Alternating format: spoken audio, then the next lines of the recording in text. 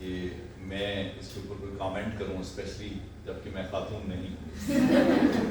تو very first madam صاحبہ بہت بہت شکریہ، آپ نے ہم پہ کرم کیا، تشریف لائے. بچوں، میڈم صاحبہ کو بلانے کا ایک مقصد اور بھی تھا. دیکھیں، ایک ایوارڈ کی صرف بات کر دیں، باقی چیزیں چھوڑ دیں کہ ایڈمنسٹریشن میں وہ کیا رہی. صرف ایک award, life time achievement award, یہ سب کو نہیں ملتا.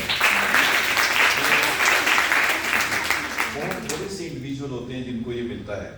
میرا مقصد یہ ہے کہ آپ میڈم صاحبہ کو دیکھیں، ایک خاتون ہوتے ہوئے، ایک وومن ہوتے ہوئے اسی معاشرے میں انہوں نے اپنا اتنا بڑا مقام بنایا کہ آج وہ اپنے نام کے ساتھ یہ لفظ جوڑ سکتی ہیں، لائف ٹائم اچیومنٹ.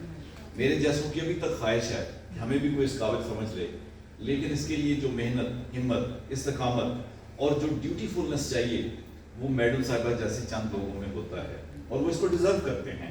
ہم آپ کو پھر سے مبارکباد دیتے ہیں اس ایوارڈ کے اوپر. ایز فار 8 مارچ اس کا نام عورت مارچ رکھا ہوا ہے، لیکن میری نظر میں اس کا نام ویمن سیلیبریشن ڈے ہونا چاہیے، تاکہ ہم ان بچوں، ان اپنی ماؤں، بہنوں اور خواتین کو سیلیبریٹ کر سکیں جنہوں نے اس معاشرے کے اندر پازیٹیو رول کو پلے کیا اور دوسروں کے لیے رول ماڈل بنے، تاکہ آئندہ آنے والے بچے ان کے طرز عمل پر چل کے، ان سے سیکھ کے اپنے آپ کو اعلیٰ مقام پہ لے جا سکیں. اور شاید یہ بہت ضروری ہے، کیونکہ ہمارے معاشرے میں گریجولی جیسے جیسے وقت گزر رہا ہے بہت زیادہ فرسٹریشن پھیل رہی ہے. ہر شخص یہ سوچتا ہے میں کہیں اور نہ چلا جاؤں، کسی اور کنٹری میں نہ چلا جاؤں، حالانکہ وہ یہاں پیدا ہوا ہے، اس کی زمین سے اس نے رزق کھایا ہے، یہاں پر تعلیم حاصل کی ہے، اس کو واپس دینا بھی اس کا فرض ہے. میرے خیال میں فرار حاصل کرنے کی بجائے ہمیں ایسے رول ماڈلز کو تلاش کرنا چاہیے. 2024 کا ویمنز ڈے کا جو سیلیبریشن کرنے کا جو سلوگن ہے وہ ہے انسپائر انکلوژن.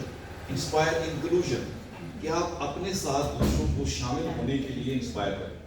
یعنی کسی بھی سطح پر ہم یہ نہیں کر رہے ہیں کہ ہم کہیں کہ مرد نکل جائے، اور نہ ہم یہ کر رہے ہیں کہ عورت نکل جائے، کیونکہ ان دونوں کے بغیر، ان میں سے ایک بھی اگر نہیں ہو تو زندگی کا حسن، زندگی کا کام اور یہ دنیا جس طریقے سے بنی ہے وہ نہیں چل سکتا.